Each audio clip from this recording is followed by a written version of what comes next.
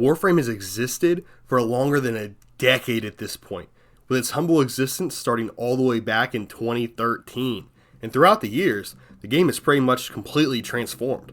Back in 2013, imagine your reaction if I told you that you were actually a child that had void powers that made a deal with either a character that represents the devil or is literally the devil. Not really sure which one yet. The point is though, you would be extremely surprised and confused and probably call me a crazy person. Because I don't know about you guys, back in 2014, when I was an 11-year-old playing this game, I did not see the direction that the story was taking. To be fair though, I was 11, I didn't really see where anything was going in general. I wasn't tall enough to see over anyone's back yet. The point is, this game has gone in insane directions, and has become one of the most played games ever at this point, enjoying an extreme amount of success, with seemingly every single update bringing more and more eyes onto the game. However, two of the things that remain relatively the same since release, at least in spirit, are the Grineer and Corpus factions. Obviously they've changed considerably, but their motives, intentions, and strategies have largely remained the same, with them mostly just getting fleshed out in the later updates. And that's what brings us to what we're talking about today: the Grineer, their role in Warframe, their impact on the game itself, and what happens next. As you guys know, I love the Grineer faction and have covered it extensively, almost to the point where I'm out of things to cover, which is why I think I'm especially suited to cover this topic in particular. Also, any video that puts off creating an LV video is something I absolutely love, since I'm not looking forward to creating that 15-hour script to cover the 500,000 different things he's done throughout his legendary run. The Grineer are so ingrained into Warframe that the idea of the Grineer were actually in existence before Warframe was even made, as you can see in this Dark Sector trailer. Dark Sector was a DE game that predated Warframe and has many similar design choices. And in the Dark Sector, as you can see on the screen, they had enemies extremely similar to the Grineer that we currently know and love. Big, bulky armor, grotesque infected faces, and big stature. I mean, this is literally the inspiration for the Grineer. It shows that their legacy when it comes to Warframe predates Warframe itself even. Also, a fun fact to throw in here, the main antagonist of Dark Sector's name is Hayden. He looks just like Excalibur. DE literally just recycled their game to create one of the most popular games of all time in Warframe. Anyway, let's talk about how often the Grineer seem to be used in promotional material. In the earliest release trailers for Warframe, the enemies present in said trailers nearly always tended to be Grineer. As you can see from this trailer, I found dating back to the pre-alpha all the way back in June of 2012. And then, in what is my opinion, one of the greatest trailers ever made, they have the Grineer as the primary antagonist again in the 2013 PS4 trailer. Eventually, this also led to the opening mission of Warframe starring Captain Vor, with this cinematic that's nearly an exact copy of the 2013 trailer, except in a different environment with a few other small tweaks, like Captain Vor not actually dying, since he would be important later in the game. Then, with probably a recent trailer that's about 5 years old, we once again return with the Grineer being the star villains in the promotional material. You might be wondering what the importance of all this is, on how the trailers and promotional material with Grineer starring in it is relevant to their legacy and future, but it's rather important to this video and to the topic I'm talking about today, since what promotional material is being used coincides with what's going on with the game. And unfortunately for all of you Grineer fans out there, it's been a couple of years since the Grineer were used in promotional material in any meaningful way. I mean, the last time the Grineer were even proposed as major threats to the Tenno was all the way back when the Twin Queens were finally introduced as characters present in the game. Since then, they've seen almost no love promotional material wise, or in game updates wise. Unironically, these infected Kuvalix that are supposed to be releasing soon are going to be the most loved the Grineer have seen in a while, and even then they're primarily for the infected faction, not the Grineer. But that's enough talk about the Grineer seemingly falling out of favor since the new war. Let's actually talk about why they're such a staple in Warframe and some of their lore significance, and then what could be next for them if DE ever decides to actually show the Grineer some love once again. Something that a lot of players aren't actually aware of is that the Tenno were actually woken up because of the Grineer. Meaning without the Grineer, we never get woken up, and many, if not all the events that take place in Warframe never even happen. Now there's a couple different reasons that the Tenno get woken up to combat the Grineer. The first one is that after the fall of the Orcan Empire, the two dominant factions that surfaced were the Corpus and the Grineer. And unfortunately for the Corpus, as time progressed, the Grineer showed time and time again they were much more formidable. While we don't know what exactly caused Lotus to wake up the Tenno to face off against the Grineer, I imagine that was probably the conquering of Saturn by General Sargus Rook. While we don't know this for sure, this event happened just before the Tenno began awakening en masse. Besides for Saturn being conquered, there's not much else that really happened directly before our awakening. And we know this happened right before we woke up, because Sargus Rook was responsible for it, and he's still alive when we come around. And knowing Grineer's short lifespan, that means Saturn was conquered just a few years to maybe a decade before we start getting involved.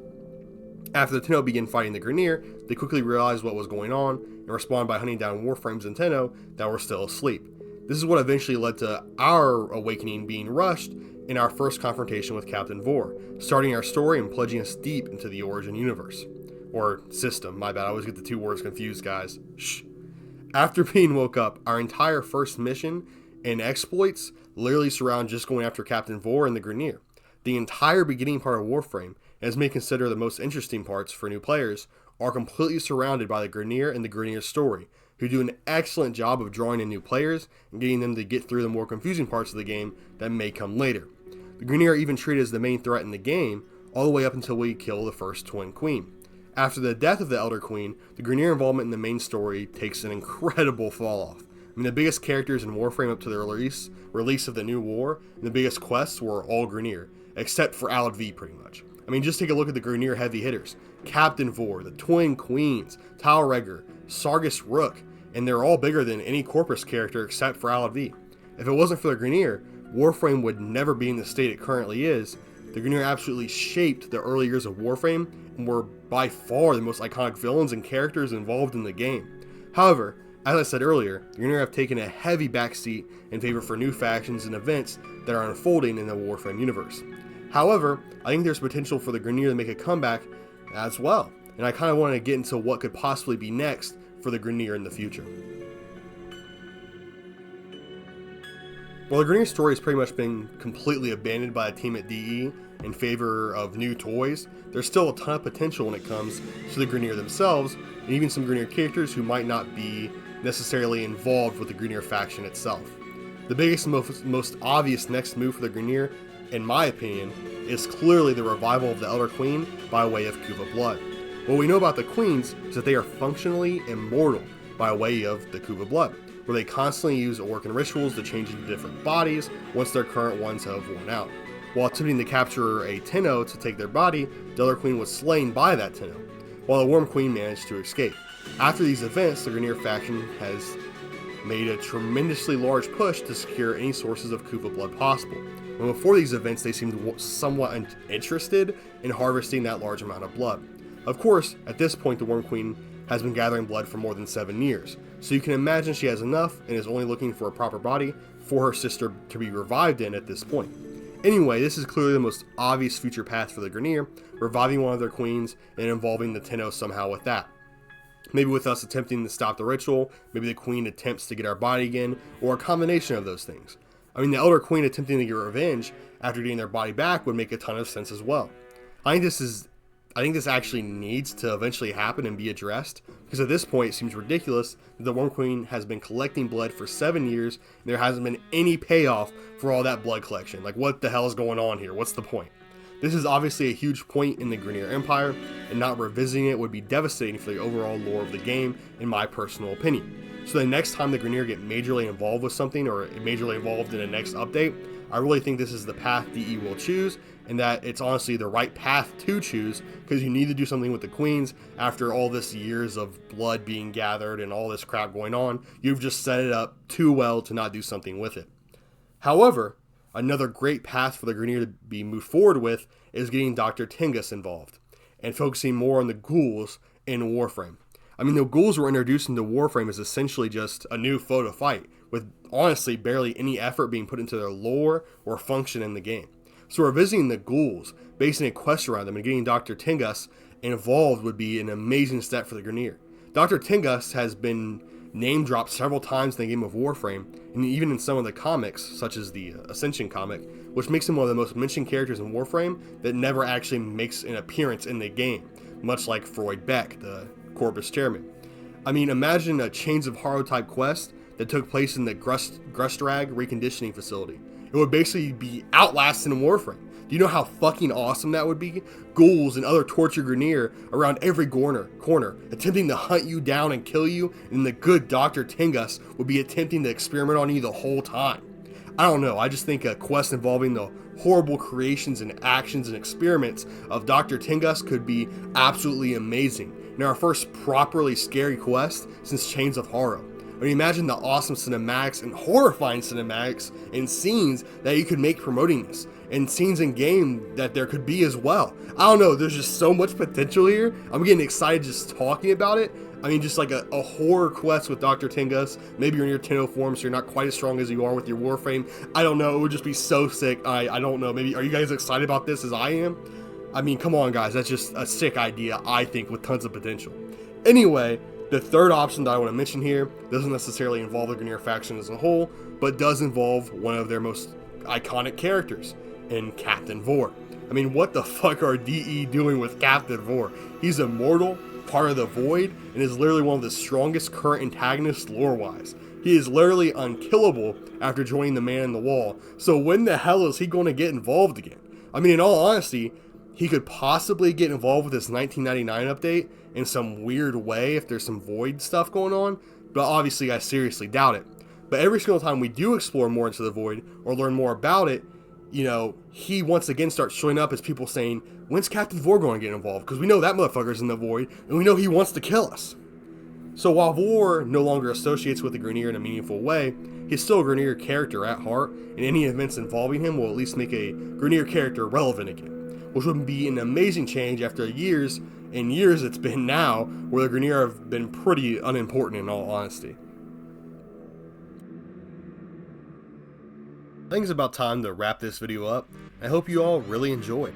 I obviously really like the Grineer, and they're literally my favorite faction in Warframe, if you couldn't tell by my video lineup. I want everybody in the comments below to let me know what you hope happened next when it comes to the Grineer. I'm really interested to hear all of your opinions, so please drop one below. On top of that, I really love doing this YouTube thing, and if you could drop me a like and sub, I'd really appreciate it if you enjoyed the video. It helps me a lot, and if you enjoyed the content, please think about it. I'm on my knees begging here, not really, because that would be really pathetic, but you guys get the point here. If you want to monetarily support the channel, there's a membership you could pay for, which is obviously absolutely a huge help. I will give a huge shout out to both my members, SignupKing5000, who's literally amazing, and Dictator of Kokostan, and Jay, who's also amazing and a doctor, which is also pretty impressive. I definitely didn't make either of those things up, and Kokostan is definitely a real country that he is a dictator over. Anyway, I just really want to thank you all for watching this far into the video. It really does help the channel with the watch time, and the ads make me money. You guys are so cool, you're so awesome, I love you. Like and subscribe. I don't actually love you though, because that would be really weird. I don't know most of you. So, you know, I just really appreciate you and like you. You're cool people if you want. We're getting off topic here, guys. This is getting a little bit weird. Anyway, I really do want to make a future out of this YouTube thing, so your support does just mean a ton. This Warframe community is amazing, and you know, it's just going so well, so I just want to say thank you guys. I don't know, I'm getting all mushy here and all that bullshit. But yeah, thank you guys all so much for the support. Stay blessed, stay safe.